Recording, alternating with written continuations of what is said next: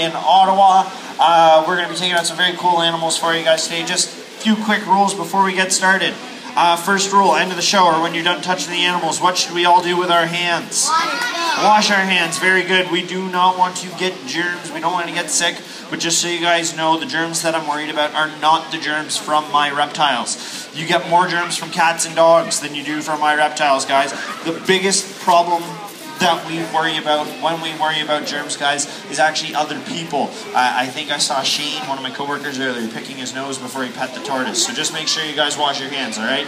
Yeah, he's gross. So just please, guys, wash your hands. Best thing you can do after touching any animal, and even when you're in the public and touching really anything. Just remember to wash your hands, especially before you guys eat. Second rule, if you guys are going to be touching and holding animals, it's very, very important that you listen to the instructions when we tell you guys where it's safe to touch the animals or how to hold them without either you getting hurt, me getting hurt, or my animal getting hurt. Do we want anyone to get hurt today, guys? No, exactly. So we do need to make sure that we are still listening. And I'm just going to let you guys know right now, we actually will need that area right there to bring one of the animals through. Sorry about that. I know you just moved your chairs. But yeah, our feature animal is really big, so you need some room to get through. So we're going to get started. We're going to take out our first animal. I always like to start on my show with something cute and fluffy. Now, I know we're not allowed to touch the kangaroo, so I'm going to choose something that's a little bit smaller than the kangaroo, but we are going to get to touch it afterwards, guys. So I always like to start off cute and fluffy. Do you guys want to see something cute and fluffy? Yeah? All right. So her name is Fuzzball. Now, Fuzzball is about 4, maybe 5 years old now. And she's going to live to be around 10 to 15. She's not done growing. She's going to be about twice the size she is, but she is still fairly small. And with this animal, the reason why she lives so long is because she's a female. The boys only live for about 3 to 5 years. There is a reason for this, but I'm going to take out Fuzzball for you guys. I have her right over here. So we're going to take her out. Now I'd like everybody to say hi to Fuzzball. So let's all say hi, Fuzzball. And I heard a few people go, ew. That's not her name, so we're going to try that again. Everybody, let's say hi to Fuzzball. Ew. And guys, Fuzzball is what's known as a Brazilian black tarantula. Now this is not the largest species of tarantula in the world, but she will get about the size of the palm of my hand when she's fully grown. So she will get quite a bit bigger.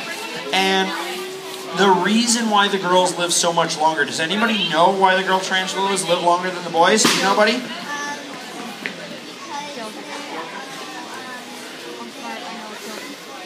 They eat more food, good guess, and it does have to do with eating. It's because the girls eat the boys. Yeah, so that's why the girls live longer. So just like in the people world, the girl tarantulas are in charge.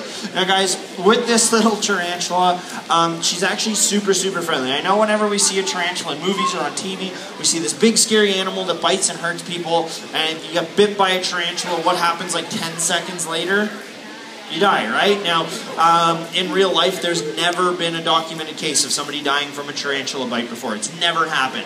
I'm even allergic to spider bites, and I still hold this tarantula because I know she's not actually going to bite me. But just to prove how safe this is, I'm going to need a really brave volunteer. Someone to come up here and help me out. I saw your hand go up first there, hon. Do you want to come help me out? All right, what's your name?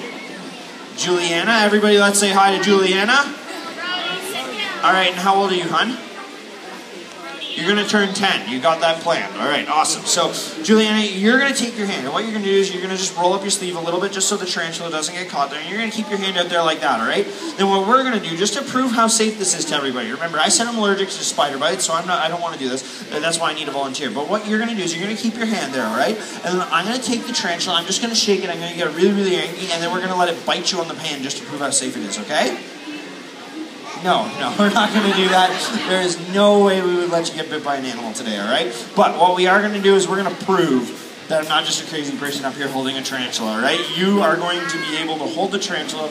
It might tickle a little bit, so just don't go, ah, because then he goes splat. So are you ready for this? What we're gonna, I need you to sit back down, hon. There's people behind you who need to see. So can you write that? There we go, thank you. All right, so we're going to let the tarantula walk off my hand right onto yours.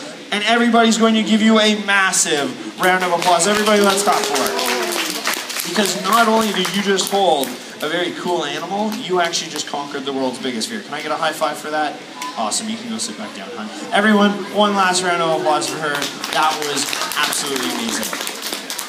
Now with this tarantula, I do understand that there are some people who are absolutely terrified of these animals. It's totally normal. Again, biggest fear in the world. More people are afraid of this than even death. Now, with these animals though, specifically with the tarantulas, if it gets scared, it is not going to bite you. What they will do out of self-defense, it's actually kind of funny. I want everybody to look right here. This is the abdomen or the bum of the tarantula. Do you guys see how she has a big hairy bum just like Dad? Does everybody see that? Well, if she gets scared, what she's going to do is she's going to take her back legs and she'll flick those bum hairs at you. They'll get on your skin and they get kind of itchy. So while you scratch yourself, she just runs away. Now, does that sound scary or kind of silly? Silly, right? I mean, she's shooting her bum hair at you. So what we're going to do is we're going to put her away for now and we're going to move on to our next animal. So everybody, let's say bye to Fuzzball. Awesome. Alright. So we're going to take out our next animal. His name is Blinky. And we're going to take Blinky out now. Steph's bringing all my animals up for me today, so let's give her a big round of applause. Thank you very much. Frog. Everybody, this is Blinky. Let's all say hi, Blinky. And guys, Blinky is what's known as a South American cane toad or a marine toad. Now this type of toad is very, very cool because they're one of the largest species of toads in the world. This is a male, he's fully grown. The females, however, get about 3 to 5 times the size of the boys. So the girls are much, much bigger, and that's because they need to be able to grow faster and get bigger than the boys, since toads and frogs are cannibalistic. They actually eat smaller frogs and toads. So the girls need to be bigger than the boys so that they can continue to lay eggs and the species can continue to populate. But with this toad, it is actually the most poisonous species of toad in the entire world. So obviously we're not going to be able to touch the toad. They have actually been recorded being fatal to humans, not a very good toad to touch. These are the ones that you hear about that live down in Australia, that have been invasive over there. People have introduced them to try getting rid of the sugarcane beetles. The only problem is the sugarcane beetles, guys, live up in the sugarcane.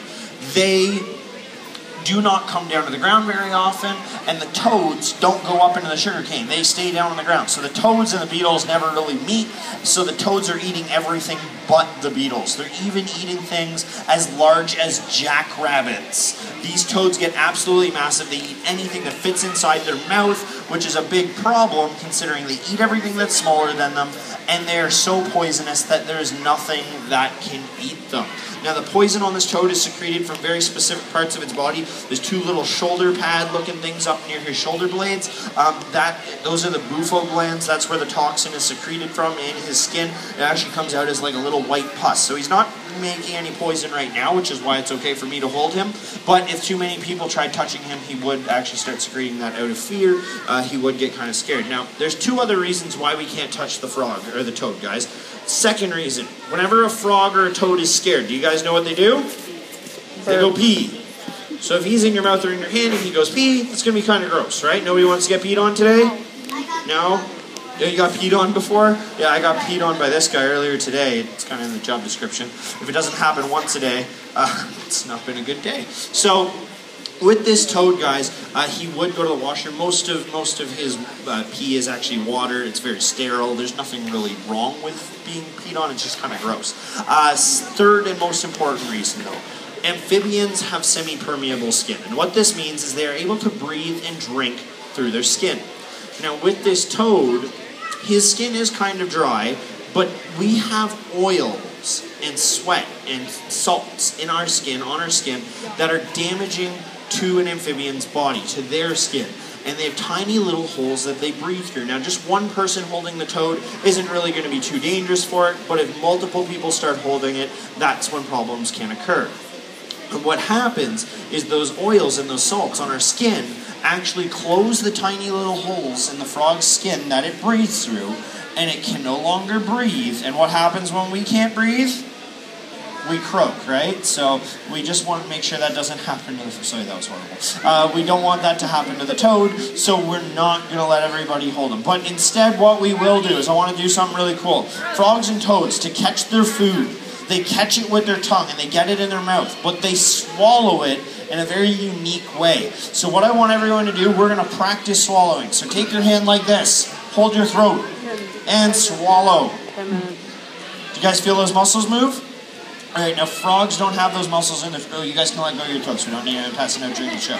Guys, frogs and toads don't have those muscles in their throat.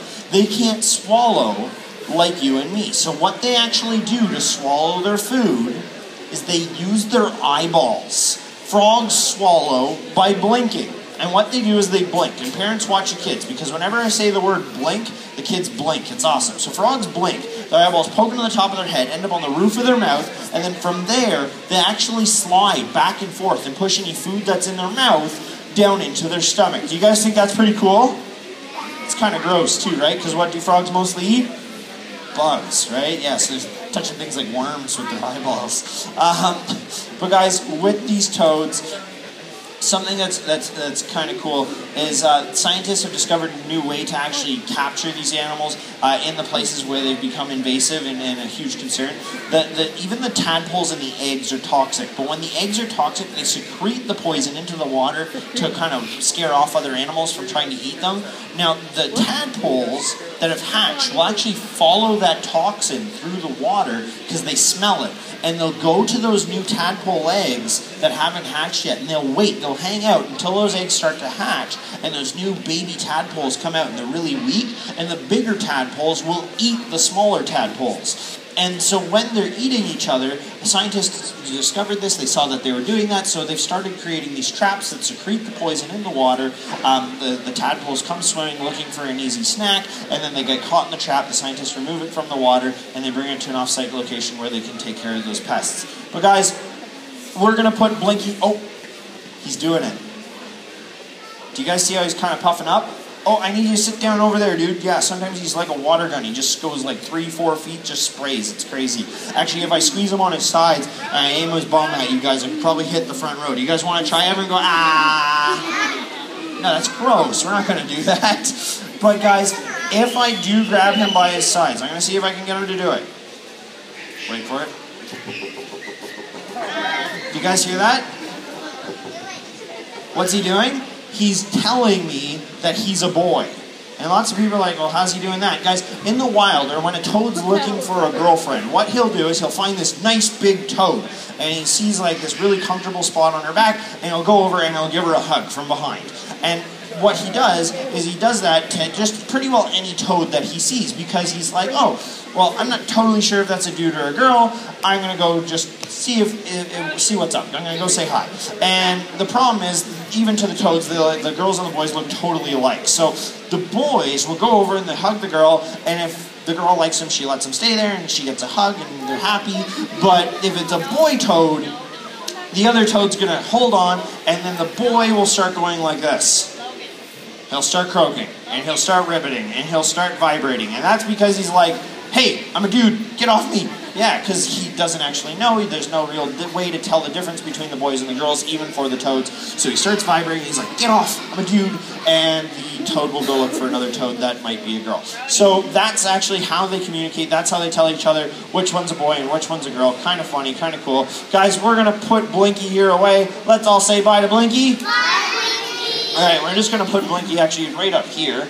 And we're going to take on our next animal. Our next animal's name is Joanna. Oh yeah, thank you very much, dude. All right. Wow, we're now in Halifax. Did you guys know this? Yeah, we actually can do, oh, you can keep that for you. So our phone number is actually on here, guys. We actually do birthday parties out here. So if you guys are interested and you want to have a birthday party, you want to see some of these cool animals at your house, we can actually come to your house. We do school programming. We do fairs as well. So if you guys are interested, grab one of these flyers. We have a bunch up at the front. And I swear that wasn't planned at all. It was just kind of coincidence. Thank you very much, dude. So yeah, what we're going to do is we're going to grab Joanna from Steph here with her big sharp claws. Yeah, there we go. All right. Thank you very much, guys. Let's give Steph a big round of applause. Did it hurt? Sometimes it does hurt a little bit. That's why most of us wear 2 shirts when we work, because her claws are really good at holding on to things, and she loves to climb up nice and high because she feels safe up nice and high. The only problem is our skin isn't as tough as the trees that she normally climbs, so sometimes those claws do leave a few marks, and it's just because they're trying to climb, guys. It's not because they're trying to hurt us. Now, this is Joanna, and has anybody ever heard of a Komodo dragon before? Yeah? So how cool would it be if I told you guys this is a Komodo dragon? Would that be pretty cool? I mean, it's the heaviest species of lizard in the world. It can get like 300 pounds, 10 feet long, and will take something down like a water buffalo in a single bite. Mr. Kipling. So would that be pretty cool if this was a Komodo dragon? Would I be like the coolest presenter in the entire world if I told you this was a Komodo dragon? Yeah! Unfortunately, it's not a Komodo dragon. Yeah. The only place in Canada that has Komodos is the Toronto Zoo. It's well worth the drive if you guys ever go down there to check out that zoo. Very, very cool animals. This, however, is the next best thing. This is what's known as a white-throated monitor lizard. Now, Komodo dragons have another name. They're also known as Komodo monitors. Again, white-throated monitor. Same family of lizard. This is like a smaller African version of the Komodo dragon, and this is actually Africa's heaviest species of lizard, with an average size of about 7 to 8 feet long and around 50 to 60 pounds in captivity. So they do get quite large. Joanna here is not done growing. She will get actually a lot bigger than she is right now. Now, you guys are going to be allowed to pet her. And when you're touching her, I'm going to ask that you just pet her on her back. She doesn't really like it when you touch her on her claws. And I don't really like it when you guys grab her on her claws either, because sometimes she's not always holding on to the best places. And if you grab one of her claws, she holds on tighter with her other claws. I know some of you will understand what I'm talking about when I'm requesting please don't grab her claws. All right, guys? It does hurt. So please, please, please just be careful of that. Also, don't go up near her head. I don't know if anybody has seen the tortoises that we have over there. Her teeth are actually designed and they're sharp enough to go through those tortoise shells. She could crush a tortoise shell. So please don't put your fingers up near her head. Now, saying that, guys, she is super friendly. I would not let a mean animal with that kind of jaw power, that kind of dangerous weaponry in their mouth up near my throat. That would be crazy. So she's super, super friendly. You guys will be allowed to pet her. She feels just like a basketball. Just don't ask me to bounce her because it won't happen. And with this lizard, guys, they're not just really good at protecting themselves. They're actually really good at hunting as well. These animals have been known to go after cobras in the wild. They'll actually hunt venomous snakes, and that's because they are immune to the venom of venomous snakes in parts of the world where they live. So if she gets bit by a cobra, she has anti-venom in her body that will actually prevent her from dying or even getting sick from that animal, which is super, super cool. On top of that, has anyone seen her stick out her tongue yet? No, you guys haven't seen her stick out her tongue? She's got this really long forked tongue, just like a snake does. And with this lizard, when she's sticking her tongue out, she's smelling just like a snake. And what she's smelling for isn't living animals, but dead animals. She has an amazing sense of smell. Monitor lizards have been recording smelling things from up to 11.5 kilometers away. So what they do is they rush as fast as they can over to that area where they smelt that dead animal, because they know there's going to be other animals coming to eat it as well. There's lots of things in Africa like hyenas and vultures that will go after dead food. So she has to fight for those meals, and so she needs that really keen sense of smell to help catch that prey before something else does. Now, guys, we are going to put her away. Steph's going to take her, and you guys are going to be able to touch her afterwards. She will be out. Just remember, not on the head, not on the claws. All right, guys? So we're going to just hand her off. Just let go of my shirt. Yeah. If you guys see any scratches on the shirt, like any holes, that's usually from these guys just trying to get them to let go, just because they don't want to fall from the tree. So we're going to find out who the slowest kid is. Steph, on the count of 3, let go, okay? So 3, 2, I'm kidding, don't run, okay? So guys, we're going to take in our next animal. Turtle Matt over here has Lemonade. Let's all say hi to Lemonade. That was pretty good, but I know we can be louder than that. So let's try that again. Everybody, let's say hi to Lemonade. That was pretty good, but I know the adults weren't helping out there. So on the count of 3, we're going to go as loud as we can. All right, guys? So 1, 2, 3. That was awesome. It's too bad snakes don't have ears. So everybody, this is Lemonade, and Lemonade is the longest species of snake in the world. Does anybody know, without reading the sign, what kind of snake holds the record for being the longest snake in the world? Now set your hand to go. Do you know what it is, hon? It is a python, exactly. It's actually called the reticulated python. And they hold the record at 32 feet 9 inches long for being the longest snake ever recorded. Now, lots of people will try and argue and be like, no way, anacondas get way bigger. They get like 40 to 60 feet long. Yeah, I mean, they have these massive venomous teeth, and when they stare at something for a really long time, they can shoot laser beams, right? Because you saw it in a movie once. So just because something happens in a movie doesn't mean it's true. In those movies, in the anaconda movies, guys, they're looking for those snakes in Borneo, which is the other side of the world that anacondas are found in. They're only found in South America, so they can't even get the country right, all right, guys? Or what part of the world they're in. So if they can't get that right, you really shouldn't take any of what they say to heart or to memory, because most times those movies are fictitious completely. Now, you guys are going to be allowed to come up and pet the snake, but if you guys want to touch the snake, there are two places we should never touch on a snake like this, all right, guys? Now, reticulated pythons are very good climbers. You can see how much muscle she has. You might have seen how heavy she looked when Matt was carrying her. She is very, very strong. And lots of people are worried when you come up to touch one of these snakes that if it gets scared, it'll wrap around someone and, right? Like, I mean, that's what we learn.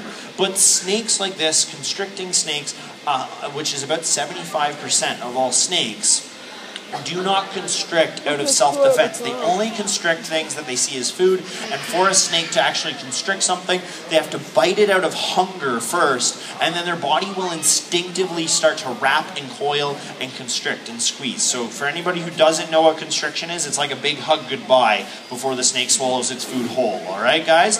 So that's what they do, but this snake would not do that to anybody, and I'm going to tell you guys why this snake would never try to eat somebody. There's three things that a snake looks for when it's going to move, or when it's going to eat, sorry. The first thing, we all did it when we waved and said hi to Lemonade, we demonstrated movement. So guys, snakes look for movement. It's the first thing they look for. Their eyes actually cannot see shapes, they see movement. So if you move, that's the first thing that a snake looks for. The second thing, everyone take your hand like this. Now put it on your forehead. You guys don't actually have to slap yourselves. But snakes look for heat. So put up your hand if you have a body temperature. If you don't have a body temperature, I'm calling an ambulance, all right, guys? It's a severe medical problem. So snakes look for body heat. It lets them know that an animal's alive. Now, right now, I'm guessing that just about everybody in the crowd is 2 for 2, or it's not looking too good. But there's one more very important thing. I need all the adults to participate with this as well, and I will not continue with the demonstration until every single person has their hand straight up in the air, just like this. So everybody's got to put their hand in the air. It doesn't matter if you're texting, you got your arms crossed. Guys, you put your head up, your hand up in the air, turn your head towards your arm, and smell. Gross. As if you guys listen to that. Alright, but guys, snakes look for smells. And did anybody smell like a chicken?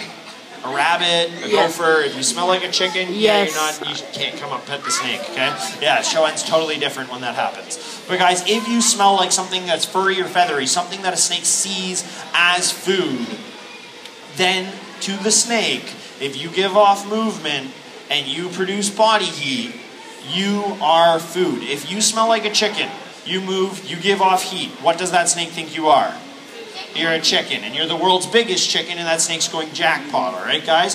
So please, if you were at a chicken farm earlier, or use guinea pigs to wash yourself in the shower, please don't come up and pet the snake, all right, guys? It just ends totally horrible wrong. All right, so we will be allowed to pet the snake. Now, going back to two places that we're not allowed to touch on a snake. One is obviously up on the head, right? Nobody likes being poked in the face. What's the other spot?